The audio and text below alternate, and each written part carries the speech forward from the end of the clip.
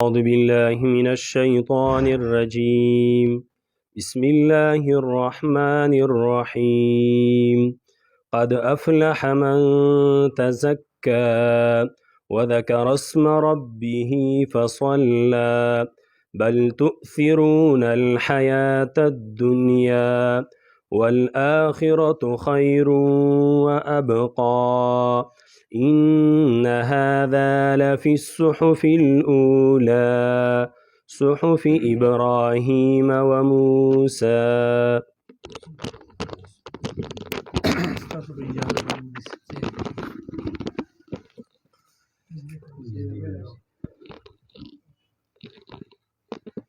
الحمد لله رب العالمين، والصلاة والسلام على سيد الأنبياء والمرسلين وعلى آله وأصحابه ومن تبعهم بإحسان إلى يوم الدين أجمعين.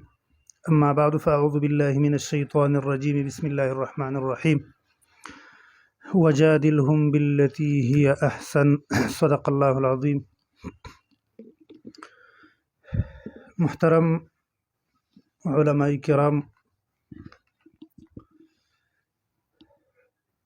زمنګ دا مجلس چې کوم دلته جوړ شوی دی دا د مبادیاتو مجلس دی.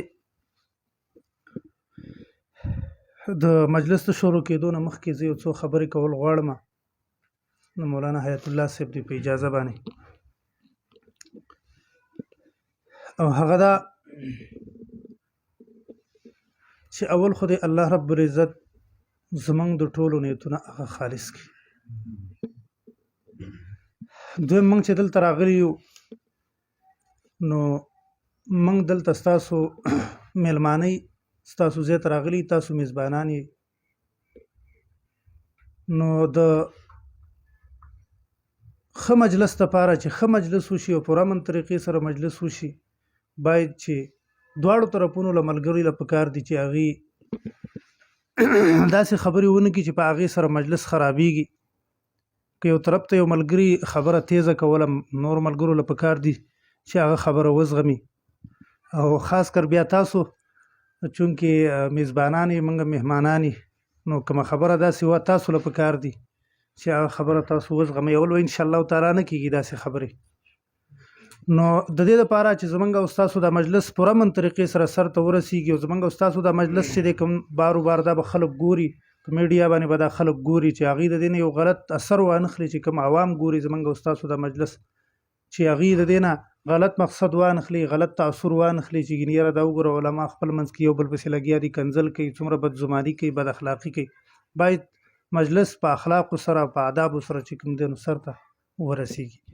او دویمه خبره دا ده چې کوم دغه طرف ته کوم ملګري ناست دي یا زمونږ طرف ته کوم ملګري ناست دي، باید ستاسو ملګرو لم پکار دي چې کوم متکلمین دي بس هغوی صرف او صرف خبره کوي بس، او زمونږ ملګرو لم پکار دي انشاءالله تعالی زمونږ ملګري به هم داسې خبره نه کوي چې متکلم لګیو، ځکه چې دې کې بیا د مجلس خوند هم خراب شي.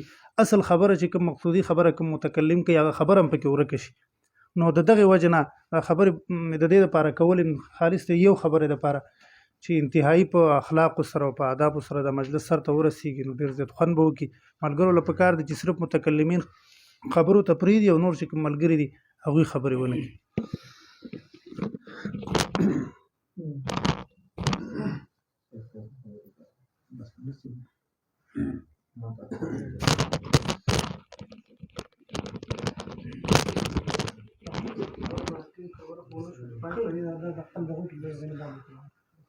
نه څنګه ده که بس کوشش به دا کوو چې یو بل ټایم ډېر نه هلو، خپله خبره به پوره کوو. دا مبادیات